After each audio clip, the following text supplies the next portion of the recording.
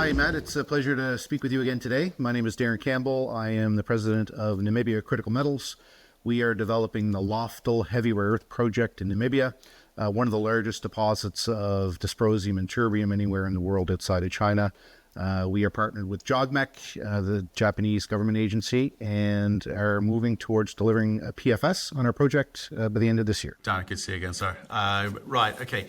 Rare earths back in fashion again, it seems, with the recent MP deal and the US Department of Defense. But let's start with you and kind of catch up, because like I said, it's been a while. Last time we spoke, you're kind of working towards this PFS. So can you talk through the kind of key work streams that you've already completed and are yet to do on the Lofdal PFS? Yeah, absolutely.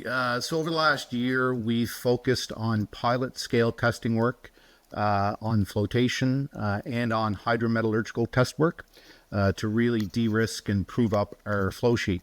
That work has gone very well, and over the last few months now, we have been focusing on pilot test work for XRT, XRF sorting test work, which we think is really critical to unlocking a lot more lower grade material at a cheap cost to really drive some value engineering further down the processing. So that work is all ongoing as we speak, and look forward to delivering that PFS by the end of the year. Okay, with regards to the hydromet work you've done recently, it's at pilot scale level, so it's meaningful. What have you learned there and that directly impacts the PFS assumptions or flow sheet design? So what we've determined is that the hydromet process of acid bake works very well on our product, and it enables us to create a uranium and thorium free high value mixed rare earth carbonate product at the end.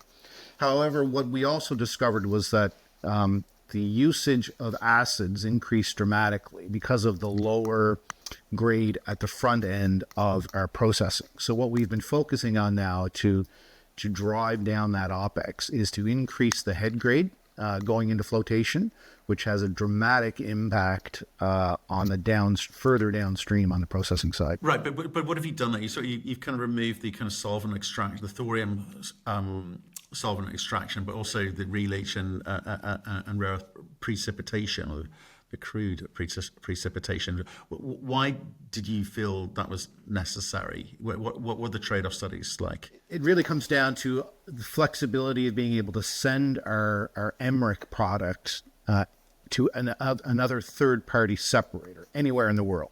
So removing the radionuclides from our product was essential and a requirement of our Japanese partners as well, to provide that flexibility, as I said, to send our product for third-party separation. Right, okay. Which we've done successfully. Okay. And maybe come back to your partner in a second. But I mean, you've also done some bulk sampling. I mean, what can you tell us with regard to kind of grade variability and applications for that feed strategy that you've got? Yeah, so one of the differentiators we have with our project versus some of the larger light rare earth projects is, typically you hear the TREO percentage being bantied around for projects. So a lot of the larger light projects have 2, 3, 4, 5% TREO, but they're primarily all NdPr projects. Ours is much lower grade, only 0.2%. But because of the flotation regime we've developed, we can get typically up to a 20 times upgrade of that material. So bringing that 0.2% up to a 3, 4, 5% TREO, similar to what these other projects have. So, and that's being done through this XRT, XRF sorting work, which allows us to get up to maybe a 0.4, 0.5% head grade with a 20x lift in the flotation, which is key. Okay, and so just on the XRT, XRF, in terms of the kind of sorting pilot tests on low and medium grade material, I mean, again, these all influence throughput, recovery, scheduling of in the PFS. So can you get into the weeds a bit with that? A little bit over my head on the technical details of that, but we've had really good success on XRT working with TOMRA machines.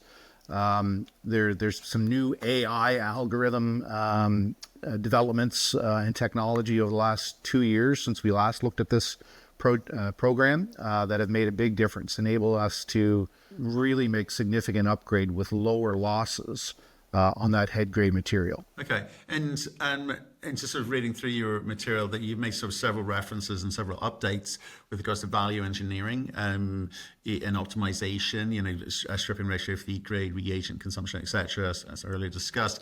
How much of that is already kind of quantified and kind of baked into your kind of PFS numbers, and how much needs more work? Still in progress. We are awaiting the final results of the XRT sorting test work from the labs. The initial preliminary results we have are very encouraging, but waiting for that final assay results to then make alterations to the flow sheet and then into the economics. So that'll be probably done in the next 2 months. Okay. And what about what you don't want to be doing is blowing your brains out in terms of spending a lot of money at this point. So, but things like geotechnical drill work are presumably still happening, because where are you with model pit slope angles and overall mine design? Mine design and mine modeling is all done. We did do the geotechnical drilling already. So we've identified we're still actually just fine tuning that piece to reduce the strip ratio. We're looking at, it's still fairly high, 4.5 to 5 strip ratio compared to some others projects, but good progress on that. Okay, but you can jump from 2.1 to 3 million tons per annum. It was quite the jump. And what are you expecting the impact to be in terms of capital intensity and life of mine assumptions in the studies? So what we're doing right now with the sorting test work is we're actually looking at probably lowering the tons per annum throughput from 2 million to between 1.5 to 2 million, but at a higher grade, at potentially a double the grade. Which will only knock off, we think, maybe 2 years or so of mine life. So, we're still looking at about a 15-year mine life at the existing resource. Still plenty of upside potential to grow the resource with other exploration. Right. Okay. And in terms of other, and obviously knowing Namibia like I do, infrastructure inputs are always quite important. Things like, water supply modeling and power generation options and tailings, etc. How are things progressing? Yeah, we've worked very closely with the national power company and the national water company. Had a number of delays from the original timelines we set out for ourselves to get information from them, but we've worked through that. We are looking at a combined solar power and national grid tie-in for the project. We're looking at about 12 megawatts of power needs for this project. So 30% of that roughly will be solar. And then water, we are just in the process of finalizing drilling of an aquifer not far from our drill site, which we will provide our own water to site. Okay. And obviously the PEA was done back in 2022. Baseline costs, should we expect them to be different, or are you able to kind of keep a lid on those? There will be a modest increase, just hard to avoid in the inflationary environment we've had over the last 4 years. But we still expect to be a very modest capex for this project for the amount of revenue that we can potentially generate. So we're looking at still under 300 million US target for capex for this project, which is a little bit higher than the 230 million we had in the PEA. Okay. Well, let's kind of jog back. Obviously, your partner, because obviously, one sort of maybe explain the partnership. What does that look like, and then I'll kind of get into some of the questions. Yeah. So JOGMEC, which is the Japanese government agency, the Japan Organization for Metals and Energy Security, they have a huge annual budget in the range of in excess of 10 billion US a year, and a mandate to secure supply of natural resources for Japanese industry.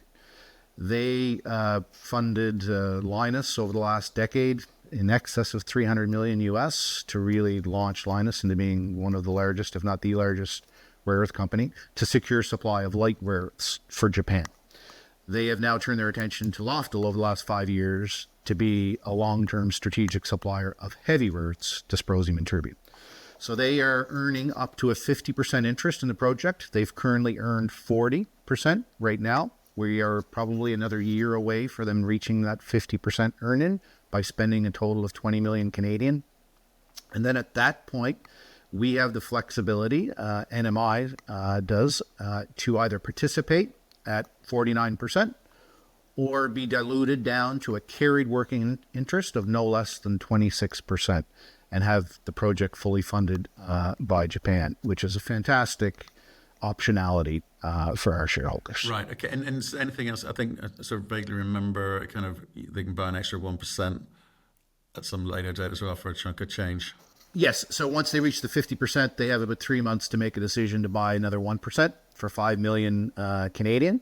And then we have the option to, I said, elect not to participate and be diluted by paying back the 5 million. Right. Okay. So just remind me, I think you possibly just said it, but I was thinking of something else to do with you. With regards to, in terms of the remaining cost through to PFS, are you funded, and what does that look like in terms of split cost between you and JOGMEC? Yeah, all of the PFS is still fully funded with the JOGMEC earn-in.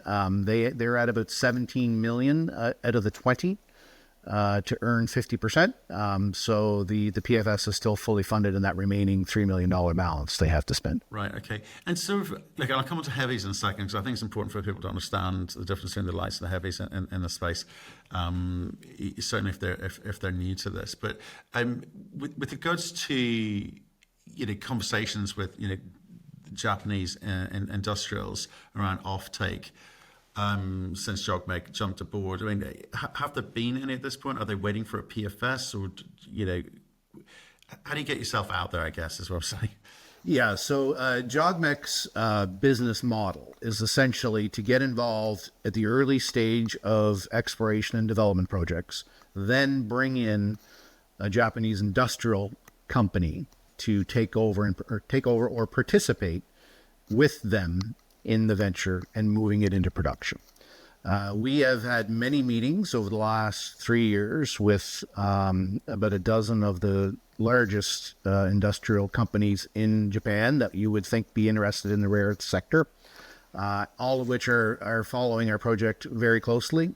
We've had some very interesting meetings, and there's definitely a renewed interest and focus and urgency on securing supply of heavy rare earths in particular with the recent developments with China and US over the last 5 months. Is there any, so it's a bit of a strange one here, but is there any upside to a company like yours listing on the Japanese exchange once you get past the PFS? Does that give you more line of sight, or is JOGMEC doing all the heavy lifting for you? A good question. I haven't actually thought of listing on the Japanese exchange. Right now, it is, as you said, JOGMEC's doing all the heavy lifting in terms of establishing those relationships with those Japanese companies. Just recently, JOGMEC announced a joint venture with Iwatani Energy, which is a large Japanese company, energy company.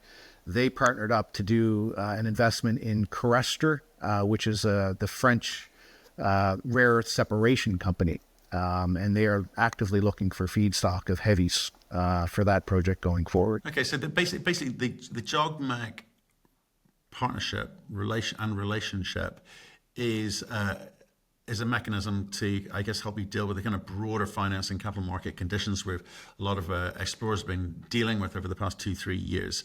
And ending up with 26%, and it's free carry, right? Correct. You did say that. Free carry. Okay. Interesting. Okay. Let's talk about heavies, right? We need to sort of separate and them not just in terms of name, but in terms of, I guess, value. Heavies, not a lot of companies talking heavies. What's the difference between heavies and lights commercially? So when most people are hearing about rare earths, it's primarily light rare earths, the NdPr, neodymium-praseodymium, which are used in permanent magnets for EV motors, wind turbines, robotics. But what people, and those are roughly trading around selling for $65 US per kilogram. But what you also need in those permanent magnets is dysprosium and terbium to be able to let those magnets operate at high temperature. It's also used in lasers, defense missile systems, and dysprosium currently sells at around $250 per kilogram, and terbium trades at around over $1,000 US a kilogram. So a multiple of value of the NdPr. And the problem with these heavies is that there's just not very many of them economically found. You look at MP Materials, probably the largest producer outside of China, producing about 45,000 tons of TREO a year, a minuscule amount of dysprosium or terbium that they produce from that mine. Same with Lynas. Lynas produces 25, 30,000 tons of TREO. Again, dozens of tons of those heavy materials. You contrast that with Lofdal. We are going to be operating a mine that's a tenth of that size, only producing 1,500 to 2,000 tons of TREO a year. But we can produce 150 tons of dysprosium and 30 tons of terbium a year. That gives a significant increase to the value of our product that we're producing. Right. Okay. And just explain the process, because you're going to take this through to PFS.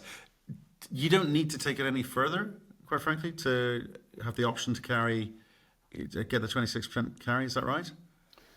Correct. Yep, that's right. So what is the decision-making process at that point? It's kind of like, I'm not quite sure why you put yourself through the pain of trying to raise money and go through the kind of valley of death, Lassonde curve, when you've got a partner who have clients or other partners of their own who will, focus on the kind of the hard realities technically of, processing, finding the cash, processing and getting these products made. So how's the board looking at it? Our board wants to keep our options open as long as possible. And obviously the PFS will be a major decision point once those economics are delivered on whether or not we participate or not. I think we would definitely have to have a much higher valuation from where we are currently to be able to participate and raise, $150 million to put this into production. Right. Okay. But, but you've got a partner there who will you could presumably look after the kind of, and produce separated rare earth oxides. Correct. Or intermediates right. Okay. So that I guess the smart bit of this was done in the negotiation with Govt-Backed. What would you do at that point? Let's say, shits and giggles, just say, right, at that point, we won't take up the option to, fund this.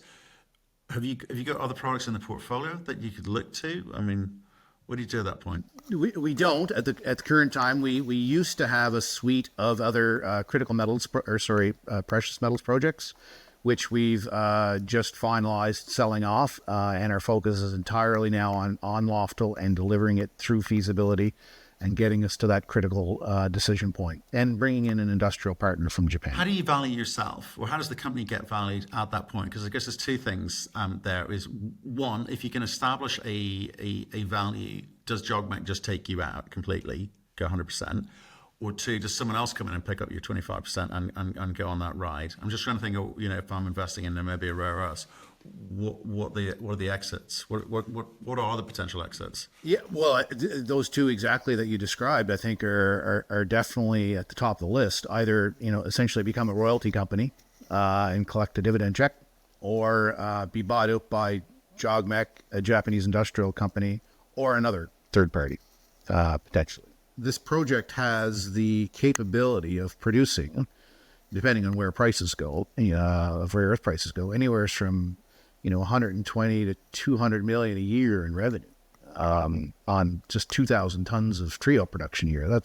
You don't find that in very many places. Okay. Well, let's take step back and look at the market. Obviously, we referenced it right at the outset. U.S. Department of Defense steps in and has done a heck of a deal with MP, picking up 100% of their offtake, putting in $400 million worth of equity.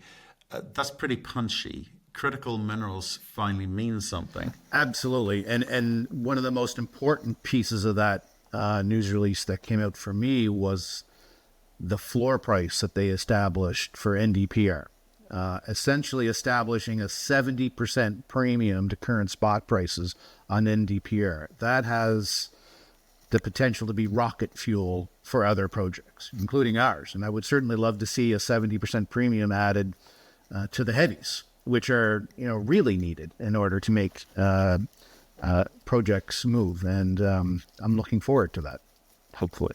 We all are. We all are, Darrin.